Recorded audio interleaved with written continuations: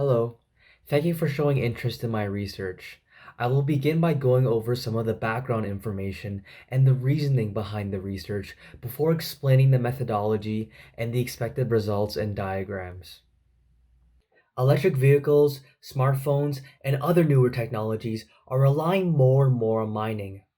This is especially the case for Northern Ontario, which is expected to increase copper output to meet global demand. To restore and reforest the areas affected by copper toxicity, we need to improve our remediation strategies. Past research looked at other plants and angiosperms as a way to resist and absorb heavy metals, but these plants are not well adapted to the cold, challenging conditions of the Northern Hemisphere, where many important mines, like in Sudbury, are located.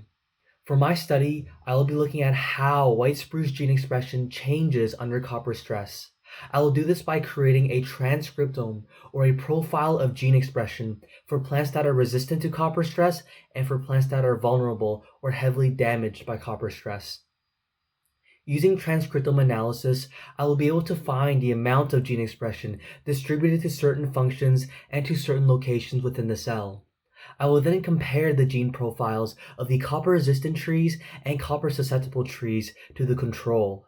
By comparing these gene profiles, I can find the genetic differences that make a tree resistant or susceptible to copper stress. I will also be able to identify the most overexpressed or underexpressed genes in the resistant and susceptible plants. This is useful for identifying genes that are directly involved in copper resistance, which can be later used to make a stronger population of trees or enhance the ability of other plants to aid in environmental restoration.